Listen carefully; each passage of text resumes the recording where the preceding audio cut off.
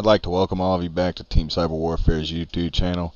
I'm No Clever Name, and today we're going to discuss where to land in Apex Legends. Hot zone versus cold zones, lots of teams to not so many teams if you want to get in just a couple fights, or if you want to get and try to go get that 20 kill badge and land with everybody in the game. So as you see, I got a map pulled up here, and don't really pay attention to the purple and blue zones and white zones as we discuss them. They're pretty accurate, but loot is randomized in Apex Legends, so it's always going to fall different places. When you are in as the jump master, you see opening up the map in the game. One of these areas will have a blue circle around it, and that's going to be where you'll find, a legendary weapon and some good loot in that area. Although I have found that that's a lie, because I've landed there many times and you might find one or two good items, but the rest of it's shit. So I don't know. I don't really care where they mark on the map. Usually I have a plan with my team where we're going to land. If you're playing with randoms, let the jump master choose and go where the jump master chooses. But for this event, we're going to discuss where, if you're the jump master, where you should land. So we're going to start over here to the left hand side with the airbase, the runoff, slum lakes, the pit, and these areas over here.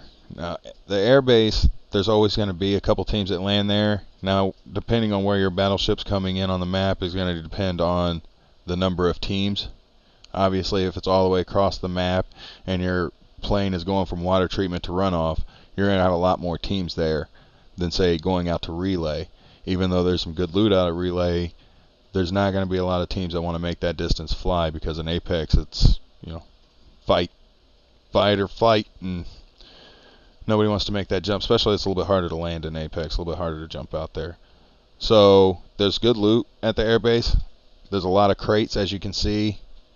You can get a little bit of action, and you can be running off into runoff or the bunker or so on and so forth, whatever your plan is. The runoff is a very good place to land. There's always good loot there. Hell, even in mid game you can run off to runoff and there's going to be loot there. Usually there's action there, no matter what time of game it is, early, mid, late, there's always action there and runoff. Slum lakes, it's a little bit of a colder place. Some people like to land out there, but it's a little bit of a colder place. There's a lot of buildings, a lot of cover. I suggest if you do land there and there's teams there, make sure you're always moving in those kinds of fight, getting your loot, climbing on top of things. A lot of times people won't expect you to be on top of buildings and stuff. So it's a good area and congested area to fight close ranged weapons.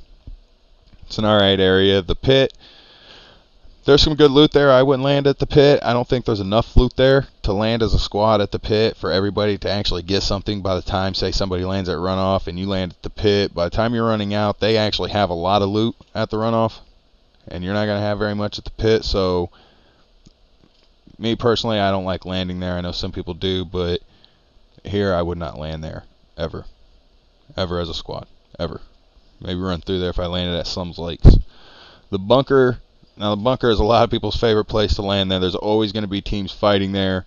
There's the houses, as you see, right outside of bunker, where there's a lot of loot. Inside of bunker, you're always going to find death boxes. There's always going to be a couple teams there. I always like to land outside of bunker, get a little bit of loot, and then go into bunker and fight. Some people like to rush right into bunker because there is very good loot in there. But you got to fight off the next 6 teams that are running into bunker that did get loot. So, as bunker is a landing zone, I actually would tell you to land outside on the houses, get a little bit of loot, and then go clean up the people that just fought the other 2 teams that are already wounded, kill them, and you get all the good loot, a couple kills, and you did half the work. So, if you're going to land at bunker, that's how you land at bunker, in my opinion. Now, if you move down here to Skull Town, everybody's favorite drop. I mean, you land at Skull Town, you're definitely looking at least 4 or 5 teams landing there with you. If you want the 20 kill badge, I would suggest landing at Skull Town, getting on top of buildings, and getting the easy kills as everybody runs around shooting each other, and you can walk out of there with a lot of kills. There's some good loot there. I know it's blue on this map that we're looking at, but you're not really going to find a lot of legendary or purple items at Skull Town, but you will find good items. Your R301s, your R99s, Peacekeepers, there's some good loot there, and there's a lot throughout those buildings. like I said, everybody lands there. So the other thing about Skulltown, with all the fighting there is a respawn point right outside of Skulltown as well. So if your teammate does go down, there's a respawn point there. So it has a little bit of an advantage. Same thing down at Thunderdome. Thunderdome is a little bit more spread out. A lot of people go there, but there's a lot of high ground for people because you're facing the water. I mean, there's only one direction you can really go, and there's a bunch of mountains outside of it, and they have the high ground and can just look down. But it has some nice loot in there. Usually, if you can make it through Skulltown, I would say go over to Thunderdome then. But a lot of people land at Thunderdome. You're gonna get some action if you land there. The water treatment, I mean, this depends on where the battleship's going, on how many people's gonna land there. There is good loot, but there's a lot of times you're late game and you're going through water treatment and it hasn't been looted yet, so it is what it is. But it's a good place to get a lot of loot there. It's just not really a hot drop. You come up over to Repulsor and the Hydro Dam. Now you see the Hydro Dam is in white and the Repulsor is in purple. But a lot of people actually like to land at the Hydro Dam for some reason, just because it has the crates and a couple buildings in there. But the Repulsor actually is where the good loot is. Now again, it's randomized, but this shows the majority of the time where the good loot's going to be on the randomized system. So if you're going to land at the Hydrodome area, I would suggest landing at the Repulsor. Either way, it's a pretty hot drop. You're going to have a competition there. There's going to be some fighting there. So try to land as a team. Maybe not.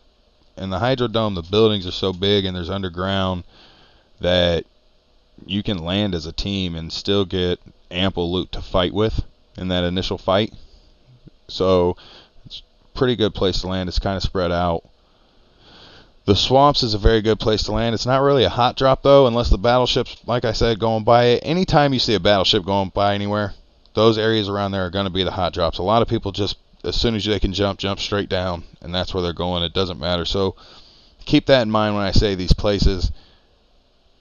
There's always the battleship that can sway where you land. And so if you're on the battleship and you want to get in a lot of fights, jump close. But if you want to maybe get a little bit of action and some loot and warm up before you're getting into the final stages of Apex to see if you can be a champion, I would suggest landing farther out. You're unlikely to run into as many teams, and if you do, you're far enough away from everybody that when they hear the gunshots, not everybody's going to be scampering to you to try to fight you.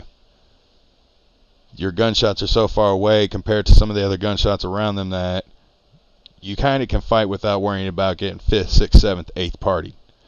When you're landing in a hot area, you want to make sure that you're ready to fight 8 teams, because you're going to be fighting 8 teams, because once those gunfires go, everybody's like a squirrel with a nut, and they run right there to it. So keep that in mind when you want to land hot. Hope you got good teammates. If you're doing it with Randy's, sometimes it works. Most of the time, you're heading back to the lobby. Now, the swamps is a good area. There's a lot of houses, as you can see, throughout in swamps. Some crates, but those houses, I mean, you could spend a whole circle in swamps just looting if you wanted to.